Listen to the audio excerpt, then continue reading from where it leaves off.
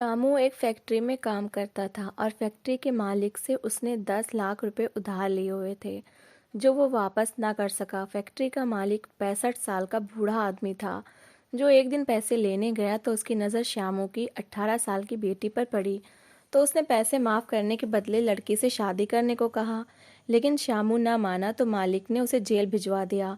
और जब बेटी को पता चला तो वो शादी के लिए तैयार हो गई और मालिक ने उधार माफ़ करने के अलावा लड़की के लिए 10 लाख बैंक में जमा करवा दिए।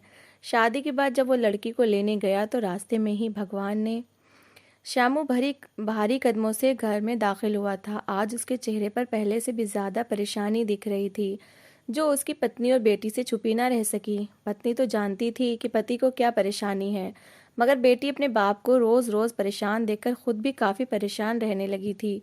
जैसे ही उसका बाप श्यामू घर आकर चारपाई पर बैठा तो वो फौरन सारे काम छोड़कर चलती हुई श्यामू के पास आई और उसके पैरों की तरफ बैठकर अपने हाथों से उसके जूते उतारने लगी। श्यामू जो सोचों में गुम होकर चारपाई पर बैठा था, जब उस अपने पैरों पर किसी के छूने का एहसास हुआ तो फौरन पैर झटका देकर देखा तो उसकी बेटी आरती उसके पैरों के पास बैठी उसके जूते उतार रही थी। उसने अगले ही पल अपनी बेटी के हाथों को अपने हाथों में लिया और चूम लिया, कहने लगा, मेरी बेटी, तुम यहाँ मेरे पास बैठो, मेरे पैरों को क्यों हाथ लगा रही हो? मैं खुद अपने जूते उतार लूंगा। मगर अगले ही पल आरती ने अपने पापा के दोनों हाथों को चूमा और कहने लगी कि नहीं पापा, आपकी सेवा करना तो मेरा कर्तव्य है। अगर मैं आपके जूते नहीं उतारूंगी तो कौन उतारेगा? आप बैठिए। उसने न सिर्फ अपने बाप के जूते उतारे थे बल्कि गर्म पानी से अपने बाप के पैरों को धोया और फिर नरम कपड़े से साफ करने के बाद हाथ पोंछती हुई उनके पास बैठ गई। अपनी बेटी की मोहब्बत को देखकर तो श्यामू अपनी बेटी की बलाएं लेने लगा था। दिल ही दिल में उसके अच्छे नसीब की प्रार्थनाएं करते हुए गहरी सांस लेकर रह गया। वो तो जैसे एक पल को अपनी बेटी को देखकर सारे दुख भूल जाया करता था। मगर आरती अभी तक अपनी बात भूली नहीं थी। अपने पापा के पास बैठकर कहने लगी कि पापा, बहुत दिनों से मैं देख रही हूँ कि आप काफी परेशान से रहते हैं। आखिर क्या बात है जो आपको परेशान किए हुए है? ना ही माँ मुझे कुछ बताती है और ना ही आप। क्या मैं आपकी प्यारी बेटी नहीं हूँ? या आप मुझे अभी तक वही भोली भाली बचपन में गुम लड़की समझते हैं जिससे कुछ बात शेयर नहीं करते? जब आरती ने अपने पापा का हाथ पकड़कर ये बात कही तो श्यामू फौरन बौखला सा गया। कहने लगा कि नहीं बेटी, नहीं, बस कुछ खास नहीं। दरअसल मुझ पर 10 लाख का उधार चढ़ चुका है जो मुझे उतारना है। 7 महीने बीत चुके हैं मगर अभी तक मैं एक रुपया भी नहीं जोड़ पाया कि अपना ये उधार चुकता कर सकूं। बस यही बात परेशान किए हुए है कि आखिर मैं कैसे इतनी रकम जमा करूं जो ये उधार दे सकूं। श्यामू अपनी पत्नी और 2 बच्चियों के साथ किराए के मकान में रहता था। शुरू से ही हालात इनके कुछ अच्छे न थे। पहले तो वो मेहनत मजदूरी करता था, फिर उसकी नौकरी एक फैक्ट्री में लग गई। फैक्ट्री में भी निचली पोस्ट पर वो काम किया करता था। उसकी सैलरी बहुत कम थी जिससे मुश्किल से गुजारा होता, मगर इसकी मेहनत और लगन ही थी कि फैक्ट्री के मालिक को इसका काम पसंद आया और ऐसे वो तरक्की करते हुए ऊंची पोस्ट पर लग गया। जब उसके पास पैसे आने लगे तो उसने इसके बावजूद फिजूल खर्ची नहीं की थी, बल्कि एक एक पैसा अपने पास जमा करने लगा। पत्नी से कहने लगा कि हम इन पैसों को जमा करके रखेंगे और फिर भगवान ने चाहा तो हम लोग अपना घर ले लेंगे। वो ठीक ठाक से एक ही एरिया में रहने वाले थे जहां पर मुनासिब भी प्लाट देखकर वो खरीद चुके थे। जैसे जैसे पैसे इकट्ठे हुए इन लोगों ने अपना पेट काट कर वहां पर काम शुरू करवा दिया, मगर अभी भी पैसा कम पड़ रहा था।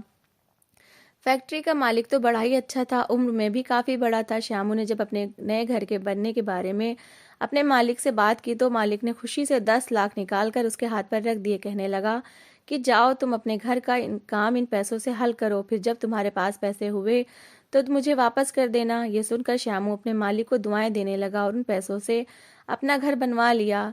घर तो बन गया था मगर जो उधार उसने ले रखा था वह उतारना उसके लिए मुश्किल हो गया, क्योंकि वो अपने घर में आ चुका था। बिजली, गैस, पानी के बिल और बाकी ज़रूरतें और छोटे मोटे उधार जो उसने अपने दोस्तों से और रिश्तेदारों से ले रखे थे वही इन 7 महीने में उतार पाया था। घर के हालात भी बस ठीक ठाक ही थे, ऊपर से 2 बेटियों का बोझ भी था। बड़ी बेटी आरती 18 साल की हो चुकी थी जबकि दूसरी 16 साल के बीच की थी। अब तो श्यामू अपनी फैक्ट्री के मालिक के सामने जाते हुए भी डरता था कि 7 महीने हो चुके हैं, कहीं इस बीच वो उससे दिया हुआ उधार न मांग ले तो वो क्या बताएगा। उसके पास तो एक रुपया भी जमा न था जो अपने मालिक को कह सकता कि वो पैसे जोड़ रहा है। श्यामू जो जिस बात से डरता था उस दिन वही हुआ था। वो अपना काम निपटा कर जैसे ही घर के लिए निकलने लगा तो अचानक फैक्ट्री का मालिक वहां पर जांच करने के लिए आ गया था। जब उसने श्यामू को देखा तो फौरन अपने पास बुला लिया, घर के बारे में पूछने लगा। श्यामू डरते डरते हर बात का जवाब देता रहा। फिर जब बात के आखिर में फैक्ट्री के मालिक ने कह दिया कि मेरा जो उधार तुमने ले रखा था, आखिर वो कब तक लौटाओगे? ये सुनकर तो श्यामू के चेहरे का रंग उड़ चुका था। कहने लगा कि साहब, मैं पैसे जोड़ रहा हूँ, बस महंगाई इतनी बढ़ती जा रही है कि जैसे ही कुछ पैसे जोड़ता हूँ, अगले महीने आने वाले खर्चों में वो फिर खर्च हो जाते हैं। मगर आप चिंता मत कीजिए, मैं आपके उधार को अपनी सैलरी से वापस कर दूंगा। फैक्ट्री के मालिक ने हाँ में सिर हिला दिया। वो करोड़ों अरबों का मालिक था। उसके लिए 10 लाख कुछ खास अहमियत नहीं रखते थे, मगर इसके बावजूद वो अपने यहाँ काम करने वाले वर्कर्स को ये बताना चाहता था कि जब उधार लिया जाए तो उसे वापस भी करना ईमानदारी की निशानी होती है। श्यामू ने जब ये बात आकर घर बताई तो उसकी पत्नी और बेटी परेशान हो चुके थे। बड़ी बेटी पढ़ी लिखी थी। वो अपने पापा से कहने लगी कि पापा, क्यों ना मैं इस मोहल्ले में जो एक स्कूल है वहाँ मैं पढ़ाना शुरू कर दूँ। साथ में बच्चों को ट्यूशन भी दूंगी तो घर में के खर्च में कुछ आसानी हो जाएगी। आपके पैसे भी कुछ बच जाएंगे और यूं हम आपकी फैक्ट्री के मालिक का उधार भी चुकता कर देंगे। जब श्यामू ने यह सुना तो कहने लगा कि बिल्कुल नहीं, मैं हूं ना, भला मेरे होते हुए तुम लोग क्यों कोई काम करोगे। वो एक स्वाभिमानी इंसान था। अपनी बेटी से तो बहुत मोहब्बत करता था। वो नहीं चाहता था कि जो मुश्किलें और मुसीबतें वो बाहर सहता है वो उनकी बेटियां भी सहे। वो तो बेटियों की नौकरी करवाने के हक में बिल्कुल नहीं था। मगर जब घर के हालात देखे तो उसने बड़ी मुश्किल से अपनी बेटी को नौकरी करने की अनुमति दे दी थी। आरती तो खुश हो चुकी थी। उसने अगले ही दिन से उस इलाके में मौजूद प्राइमरी स्कूल में बच्चों को पढ़ाना शुरू कर दिया था। इसी के साथ ही शाम के वक्त अपने पड़ोसियों के घर में वो बच्चों को पढ़ाने के लिए जाया करती थी। वो पूरे ढके हुए कपड़ों में घर से निकलती थी। उस दिन भी यही हाल था। जब वो स्कूल से पढ़ाकर जैसे ही निकली तो फैक्ट्री का मालिक अपनी बड़ी सी गाड़ी में उस स्कूल को डोनेशन देने के लिए आ रहा था। जैसे ही उसकी नज़र आरती पर पड़ी तो वो एक पल को रुक चुका था। उसकी आंखें जैसे आरती पर ही टिक चुकी थीं। उसने आज से पहले इतनी सुंदर लड़की नहीं देखी थी। आरती वाकई में बहुत सुंदर थी।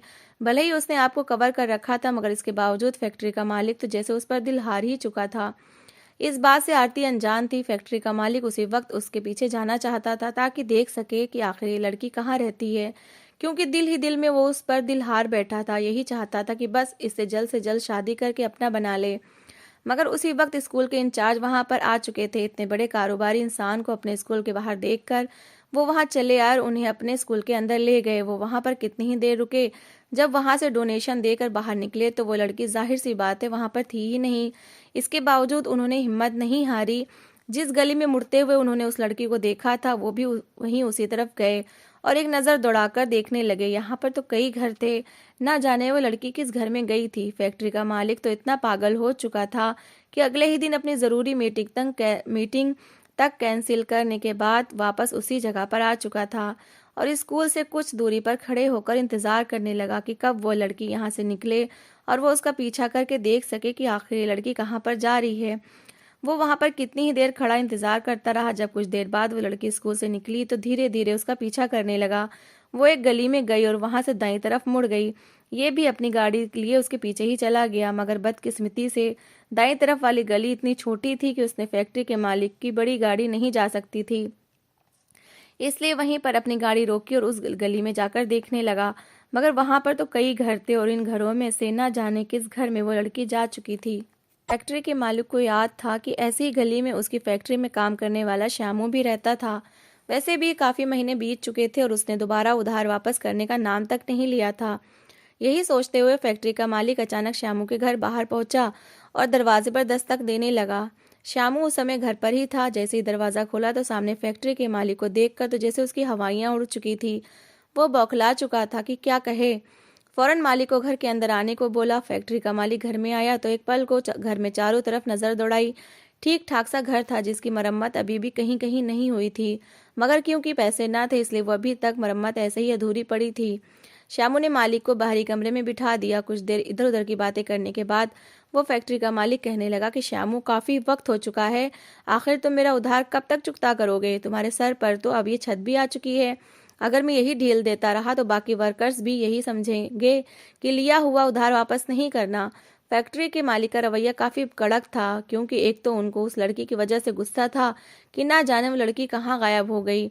श्यामू ये रवैया देखकर हड़बड़ा गया। बड़े ही धीमे स्वर में कहने लगा कि बस मेरे हालात कुछ ठीक हो जाएं तो मैं फौरन आपका उधार चुकता कर दूंगा।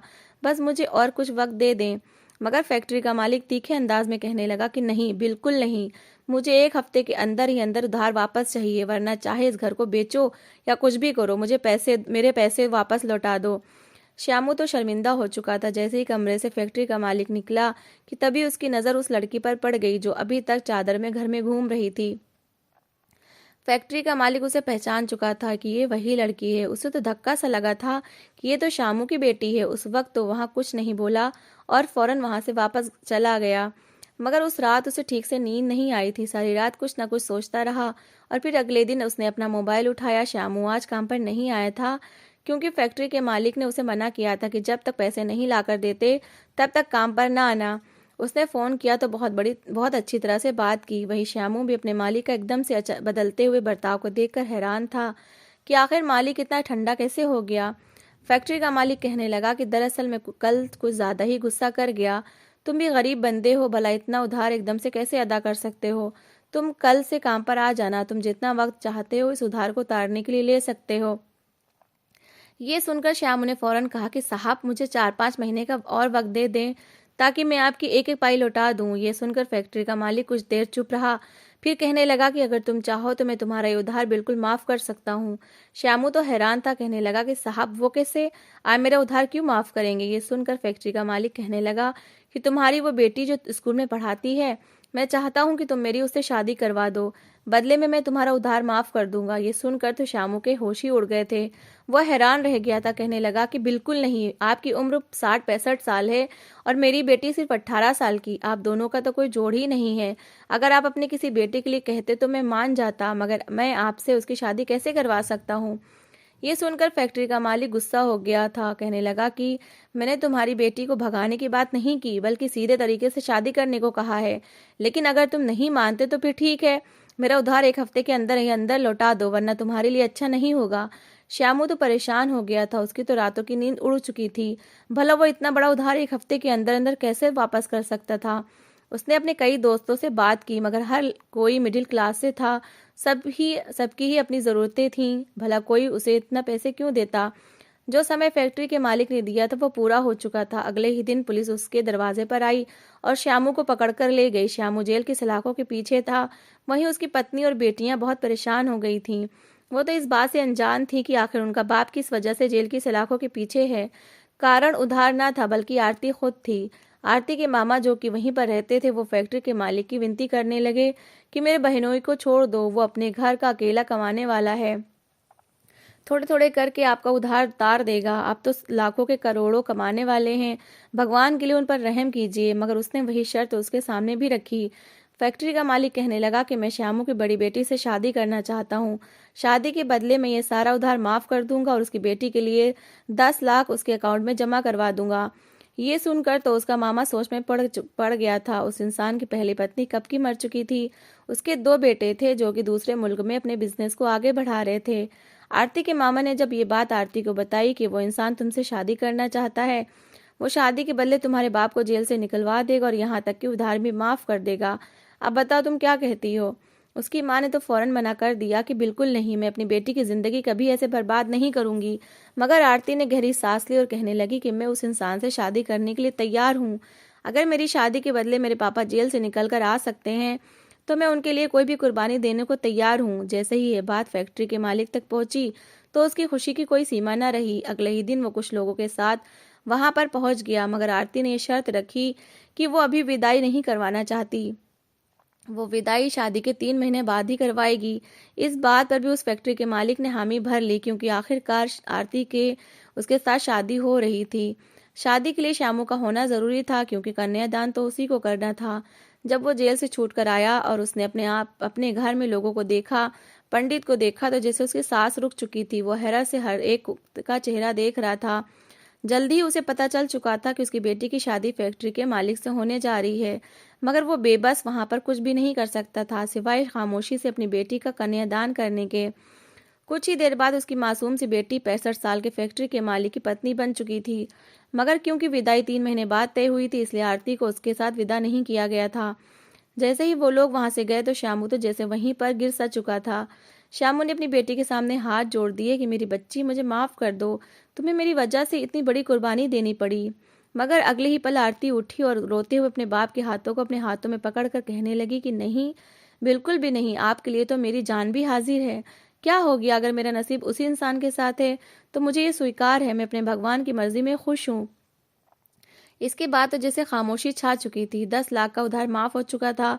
शामू कितने ही दिन फैक्ट्री ना गया, मगर रोजाना की कमाई भी तो जरूरी थी, इसलिए वो दोबारा से फैक्ट्री पर जाने लगा।